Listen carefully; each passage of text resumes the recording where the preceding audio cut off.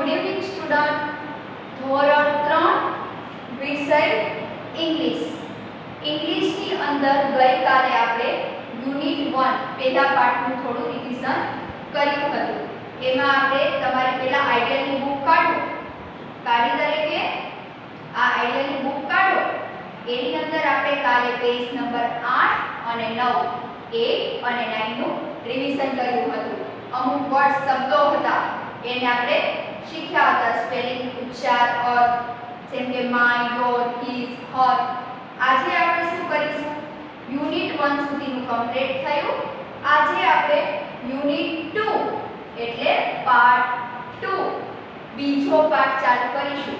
આઈડિયાની બુકમાં પાર્ટ બીજો શું છે? Unit 2 where the object is.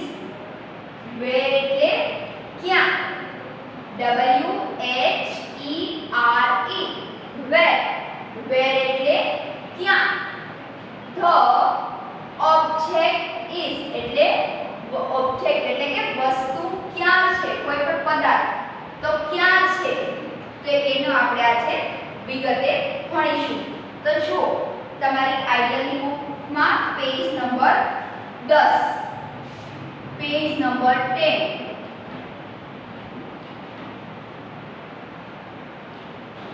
એની અંદર હું અહીંયા તમને બોલું છું. તમારે બુકમાં ધ્યાન દઈને પહેલા જોવાનું છે, સમજવાનું છે અને પછી હું તમને કહીશ કે એ તમારે લખવાનું છે. તો જુઓ શું લખેલું છે. કોઈ વસ્તુનું, અહીંયા ઉપર પોઈન્ટ આપેલો છે ને, એ જુઓ. કોઈ વસ્તુનું સ્થાન દર્શાવવા અંગ્રેજીમાં અમુક શબ્દોનો ઉપયોગ થાય છે. તો ચાલો તે શબ્દો ક્યાં અને કેવી રીતે વપરાય છે તે જાણીએ. આ ચિત્રો ધ્યાનથી જુઓ અને વસ્તુ ક્યાં છે તે જુઓ. ત્યારબાદ તેને વાંચવાનો પ્રયત્ન કરો. અહીંયા તમને સુંદર મજાના ચિત્ર સાથે આપેલા છે વાંચો. તો આપણે શું સમજવાનું છે? કોઈ વસ્તુનું સ્થાન દર્શાવવા માટે, કોઈ વસ્તુનું સ્થાન દર્શાવવા માટે અંગ્રેજીમાં આપણે શું શબ્દ મૂકીએ છીએ એ આપણે શીખવાનું છે. તો જુઓ પહેલા આપેલું છે ઇન. હું અહીંયા દરેક લખું છું. ઈ તમારે છોડે છોડે બુકમાં જોતા જવાનું છે, વાંચતા જવાનું છે અને પછી હું અહીંયા જે વાક્યો લખું એ તમારે ઇંગ્લિશની નોટબુકમાં લખવાનું છે અને પાકું પણ કરવાનું છે. સ્પેલિંગ સાથે. તમને સ્પેલિંગ આવડતા હશે તો તમે વાંચી શકશો. સ્પેલિંગ નહીં આવડતા હોય તો વાંચતા આવડશે નહીં ને, તો પછી સ્પેલિંગ સાથે પાકું કરવાનું છે. બરાબર. પહેલો પોઈન્ટ આપેલો છે I am in. I am in spelling સાથે યાદ રાખવાનું છે. in એટલે અંદર. in એટલે અંદર. I am in એટલે અંદર. કોઈ પણ વસ્તુ અંદર છે તો અંદર માટે આપણે ઇંગ્લિશમાં in શબ્દ વાપરીએ છીએ. શું વાપરીએ છીએ? in. તો જુઓ અહીંયા તમને સરસ મજાનું ચિત્ર આપેલું છે. આ એક સરસ પક્ષી છે, બર્ડ. ઈ શેમાં છે? તો તમે એમ કહેશો ને પાંજરાની અંદર છે. તો અંદર આપણે બોલ્યા ને, તો અંદર માટે શું વપરાશે? in. અંદર માટે શું વપરાશે? in શબ્દ વપરાશે.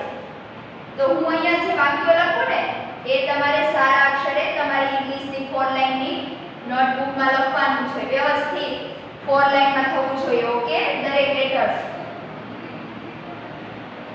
શું લખેલું છે? I N E T H E the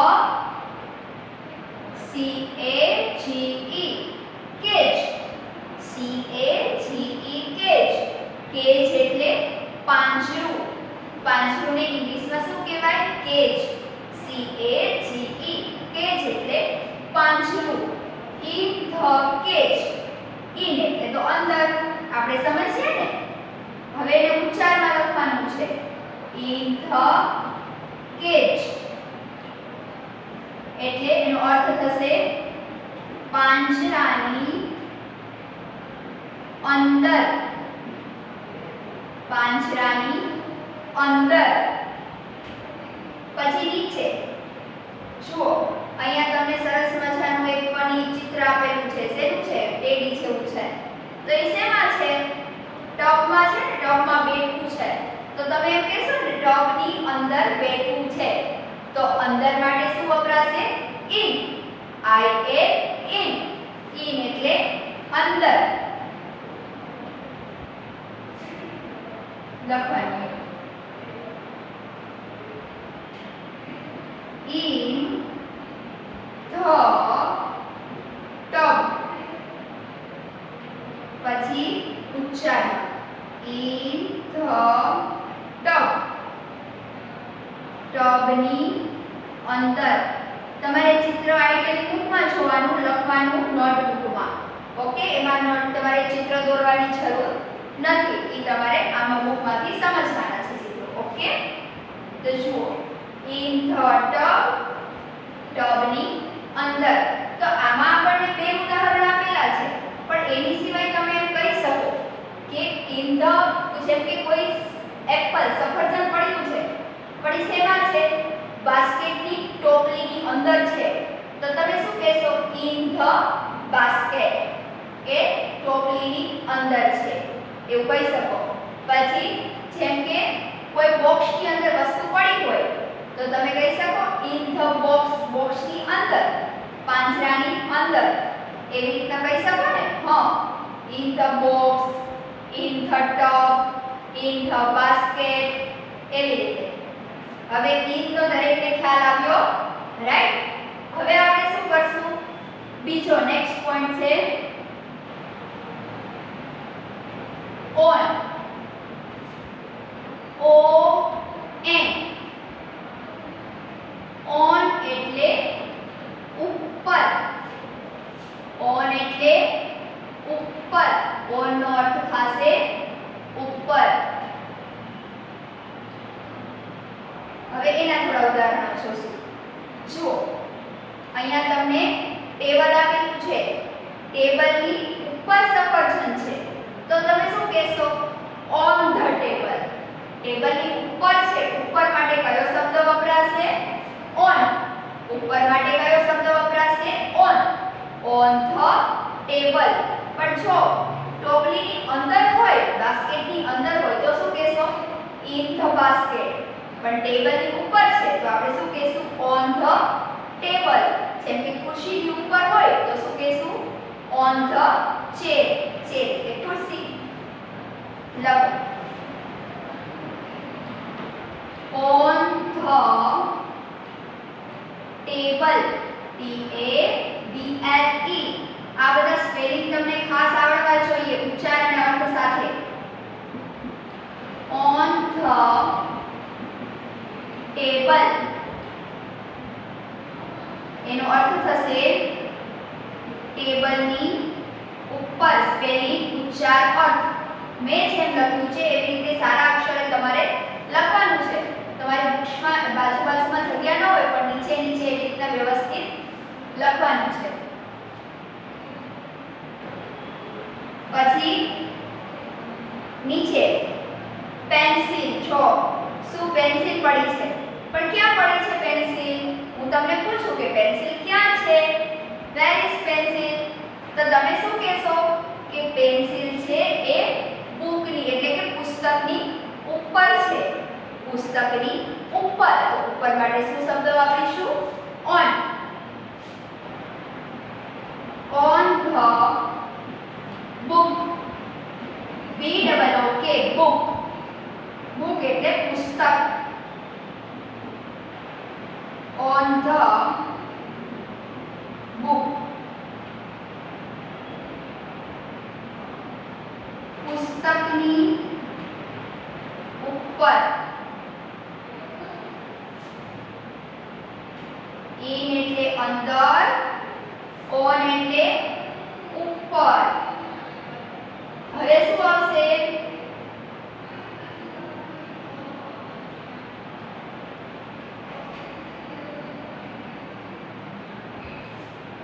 હવે આવશે under.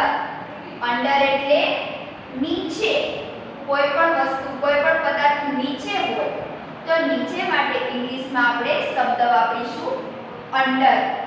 અંડર એટલે નીચે.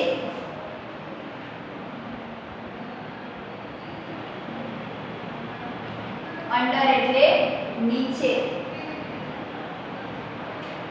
U N D E R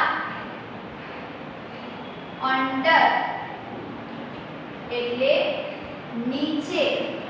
under નો અર્થ થશે નીચે.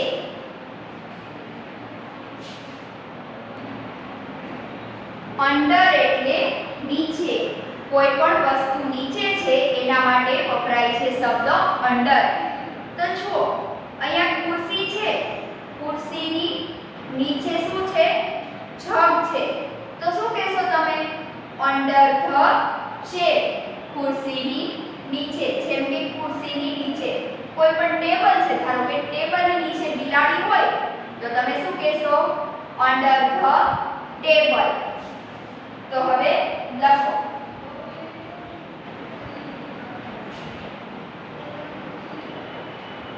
under the chair. CHAIR. chair. chair એટલે ખુરશી.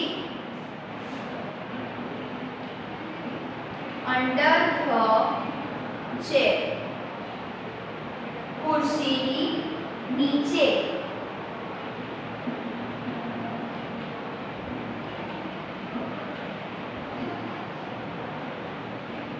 પછી નેક્સ્ટ પોઈન્ટ શું છે? Under the tree. ટ્રી એટલે ઝાડ. ઝાડની નીચે છોકરો ઊભો છે તો શું કહેશું આપણે? Under the tree. આ છોકરો ઊભો છે પણ ક્યાં ઊભો છે? હું તમને પૂછું કે છોકરો ક્યાં ઊભો છે તો તમે શું કહેશો? ઝાડની નીચે ઊભો છે. તો નીચે માટે શું શબ્દ વપરાશે? અંડર. અંડર એટલે નીચે. under the tree. tree એટલે ઝાડ. TREE tree.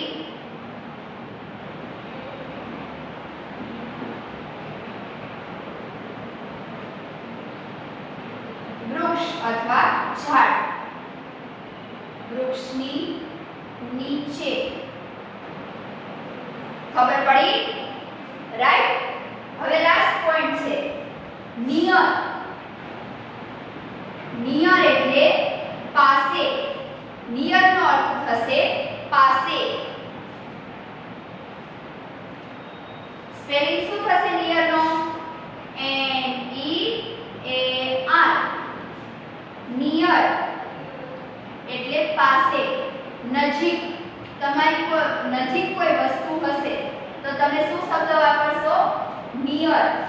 નિયર એટલે પાસે. તો હવે એના ઉદાહરણો જોશું આપણે.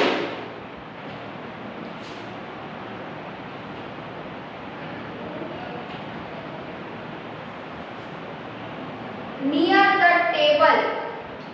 જો ખુરશી આપેલી છે તો ખુરશી ક્યાં છે? ટેબલની પાસે છે. હું તમને પૂછું ખુરશી ક્યાં છે તો તમે શું કહેશો? ટેબલની પાસે છે. તો પાસે માટે શું શબ્દ વપરાશે? નિયર. Near the table. લખો NEAR ધ ટેબલ. TABLE.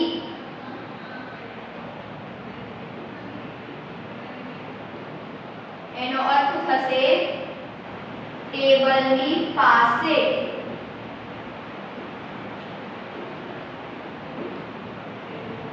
તમારે ખાસ યાદ રાખવાનું છે, આ બધું શીખવાનું છે. IN એટલે અંદર. ON on એટલે ઉપર.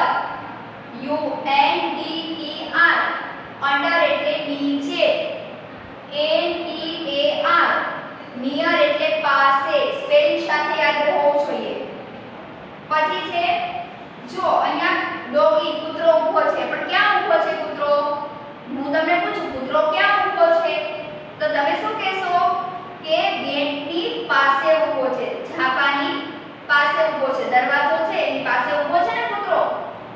પાસે માટે શું શબ્દ આવશે? નિયર.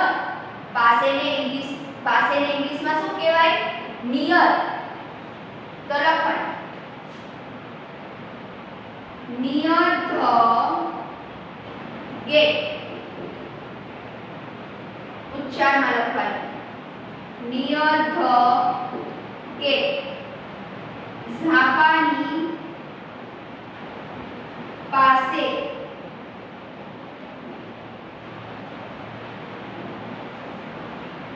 અત્યારે આપણે શું શીખ્યા આજે યુનિટ 2 માં?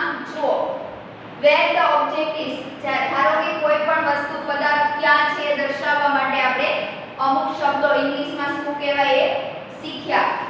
in, on, under, near. in એટલે અંદર, on એટલે ઉપર, under એટલે નીચે અને near એટલે પાસે. Page number 10.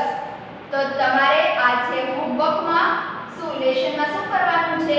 ઇંગ્લિશની નોટબુક છે 4 લાઇનની, એમાં સારા અક્ષરે વ્યવસ્થિત રીતે આખું આ પેજ નંબર 10 મેં જે રીતે અહીંયા લખ્યું છે એવી રીતે વ્યવસ્થિત લખવાનું છે.